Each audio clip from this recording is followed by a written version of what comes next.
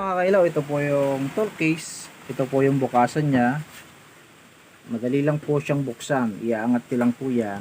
Yan, tanggal na po. Tingnan niyo po yung ibabaw niya. Maganda po ang pakagawa niya. Hindi po siya basta matutuklap kahit mapatakan po siya ng tubig. Yan po. Yan na po mga kailaw.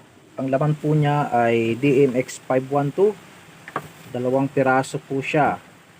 Pwede nyo ring ilagay ang DMX 2024 or DMX 240. Sa setup po, medyo sagabal po yung ito kasi pagbukas po. Wala pong problema dahil ang design po nito ay pwede po siyang tanggalin.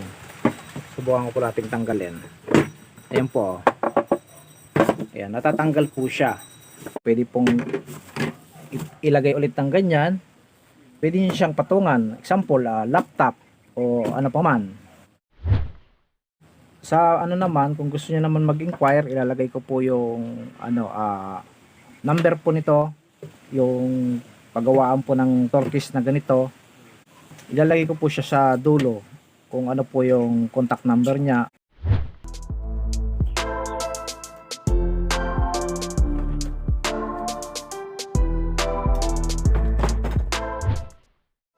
Ito na po yung pinaka pang output niya, tapos ito para yung isa. Bali dalawa po kasing DMX controller yan, isa, dalawa. Tapos nilagyan na po siya ng switch.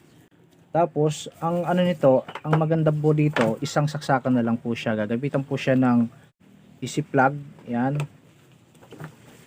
Ito na po yung isasaksak po natin sa isang saksakan.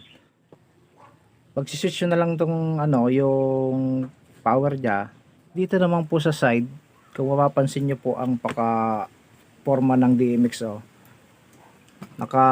po siya, nakaangat. Mayroon na po siya mga screw, saka hindi po siya talaga mahuhugot kasi naka-fix na po yan. Ito po kasi mga kailaw, medyo nagandahan po ako sa pakagawa nitong case na to kasi 'di ba karamihan nating makikita yung torque case po ng mini pearl na controller. Ito naman mayroon na rin siyang torque case kung kailangan nyo lang po ng torque case ng DMX controller nyo. Kailaw, safe na po yung DMX controller nyo. Iwas na po siya sa mga mga alikabok. Iwas na din po siya. Sa kapag niligpit nyo po siya, mas madali na lang po siyang itago. Ayun. Saka hindi po basta malalaglag na yung mga slide niya, yung mga knob niya. Kasi minsan pag niligpit, minsan maluwag si knob na laglag. Ito po, safe na po siya.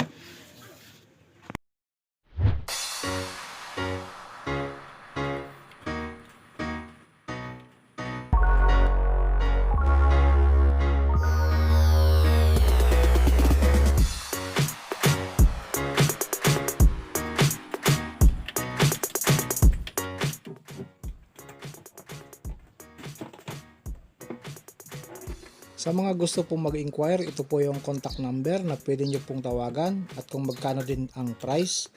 Thank you for watching and God bless. Ilak yan, no? Nakalak na, no? Nakalak na.